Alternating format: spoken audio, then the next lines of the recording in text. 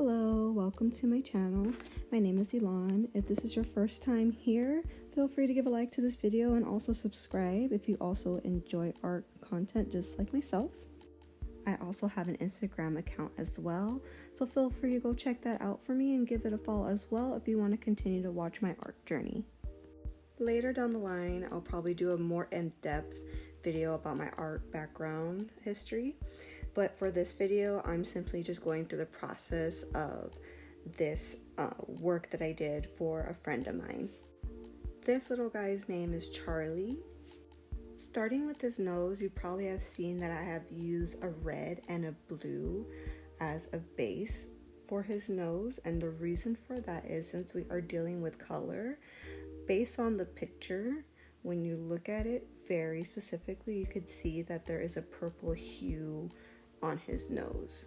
So because of that, you would have to mix red and blue to get purple, just for as a base, so that way you could depict the color, if that makes sense. So you see here that I'm going back and forth with the red and blue, trying to get that right color hue of the nose. And I'm also using a black charcoal because at the end of the day, his nose, has underlying black in it. So with the help of the blue and red, it's just going to help give it more of a rich hue to his nose rather than just a flat black and white base to it.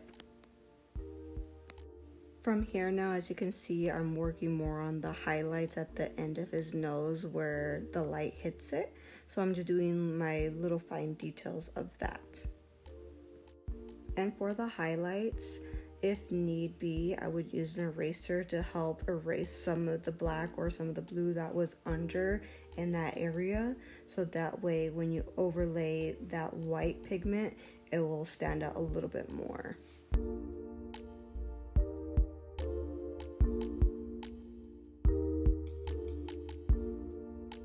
Unfortunately, I didn't record the process of his eyes, but here I'll input a picture of what they look like from this standpoint. So from here, really all I did was using some brown, a little bit of that white pigment, and then just darkening the areas of black around his eyes, essentially. Now moving on to the tongue. On here you can see that I put a light pink base as the beginning color. It's just like an overall color. It just makes it easier for things to be put on top of that. So on here I'm also using the red and the blue pigment as well as the pink, and then I'm just going through the photo, looking at the different values of the different shades and the contrast of the tongue. Here I'm putting the highlight, adding that white, and while doing this whole step, it's all not specific, and what I mean by that is it's not detailed. So feel free when you are drawing, just starting off with a rough sketch or a rough base, because from there you're always able to build on your colors.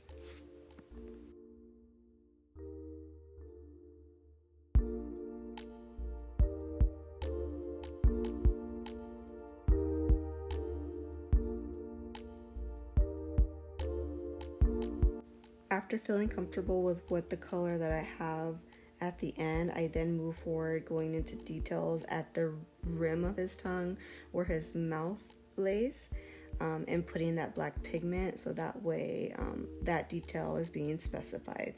And then I'm just going in, just doing a little bit more details on the tongue if need be.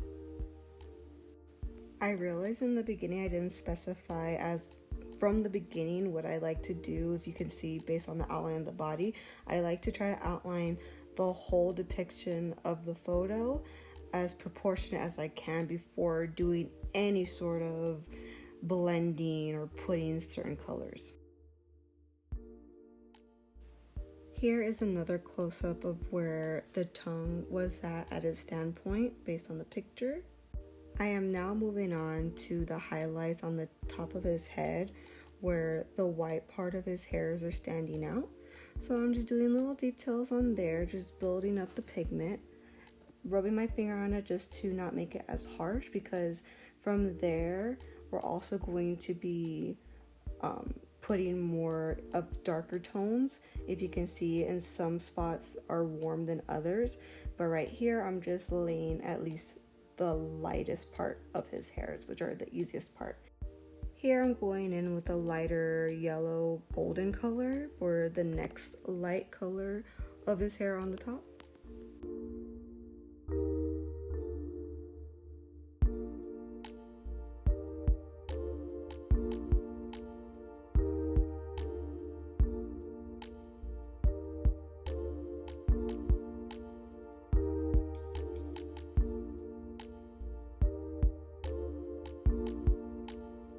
While building up the different colors, don't feel afraid to also going back with your whites or any other types of highlights that need to be added, because what we're doing essentially is just stacking the pigments on top of each other, and then doing that is going to give that realistic effect, especially for hair. When you add different values of the color that you see, it just gives it more of a realistic effect.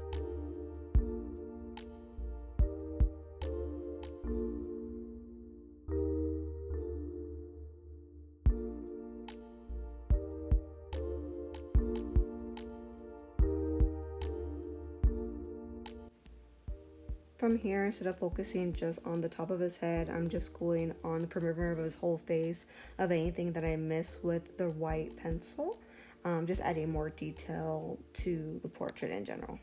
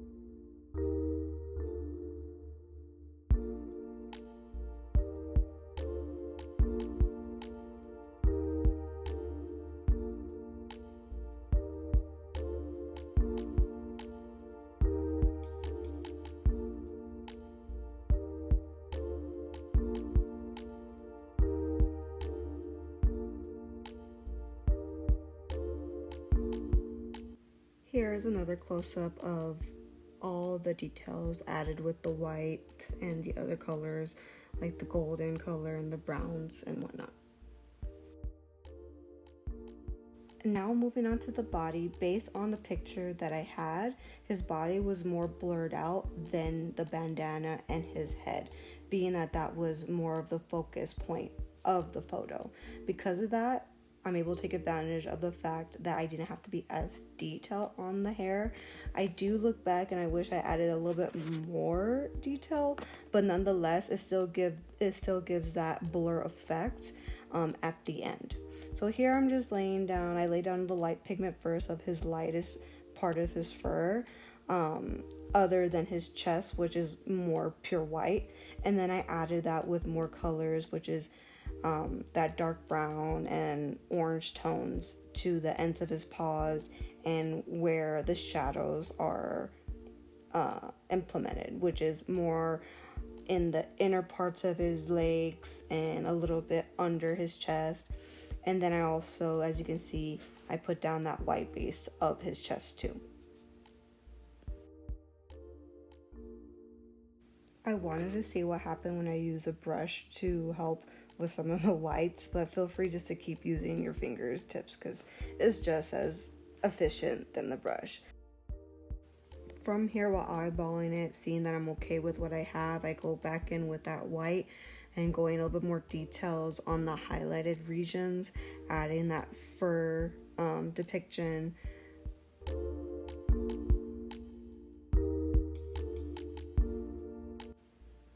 Here we're on day 2, which is why there's a whole new lighting change. I was able to get natural lighting from my window. So here I'm just cleaning up some areas and adding the next pigment for the back ends of his legs. Still putting it in that light pigment, even though when you look at the photo it is a little bit darker than his front legs. But I just do that just to keep it a cohesive base. So when I start to overlay it with more of the warmer pigments and the darker pigments, it will still have that light true color to him under it. One of my biggest tip is that, well, one is that I'm still trying to learn, because at the end of the day we all have that type of scare, but my biggest tip is to not be afraid to put in the dark values as much as you can, because at the end of the day it's just gonna help bring your portrait more to life. Because when you look at a portrait, you want to see depth to it. So trying to be more mindful and not to be scared to input that darker pigment will go a long way.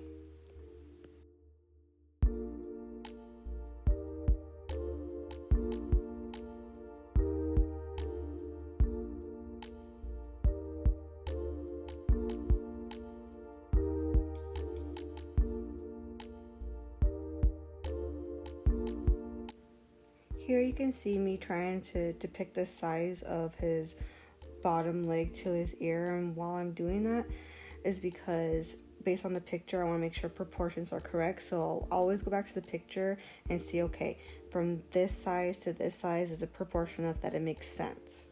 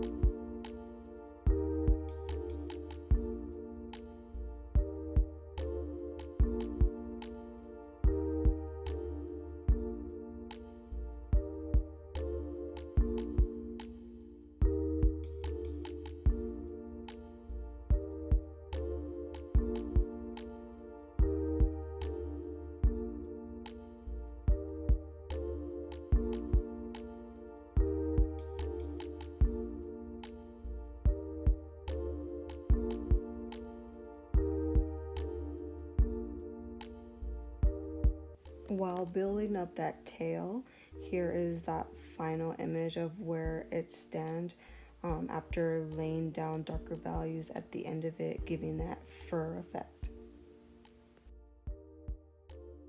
Here, self-explanatory for his bandana, you just lay over that red pigment all over, which I feel gives it a great nice pop to it. From there, I'm just putting in the detail of how I want the bandana to lay on his fur at the ends of it. So I'm just going very finely on the perimeters of the edges of the bandana and just building up on it.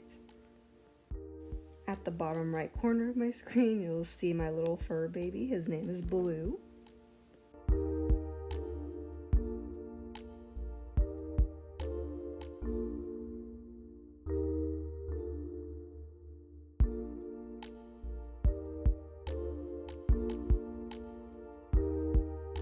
After adding the darker values here, I'm now putting the white pattern of the bandana on. So here, even though it's speed up, in real time, you want to try to take your time. You don't want to go in right away thinking that you have it, because things happen, you know, we're all human, we all make mistakes, so try your best. And here I feel like I did my best with the embroidery. So yeah, just when doing specific embroidery on clothing, all I could say is my best tip is just to make sure be able to breathe and take your time. At the end of the day, nobody is going to see these little details, only you are. So give yourself grace in that, and if you don't try, you'll never know. So here I did my best, and it was pretty fun.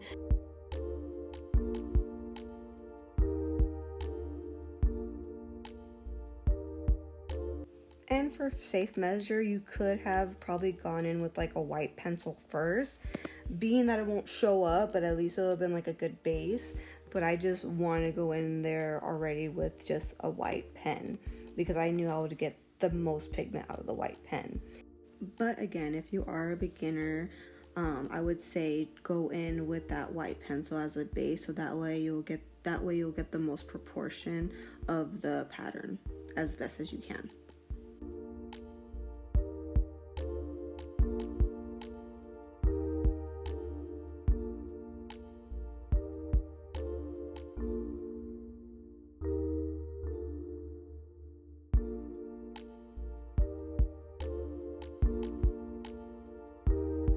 Here's another close-up of the bandana, and again, I can't stress it enough, always take your time when it comes to doing details, especially on clothing, because it's just easier just to take your time on things rather than speeding up and messing up.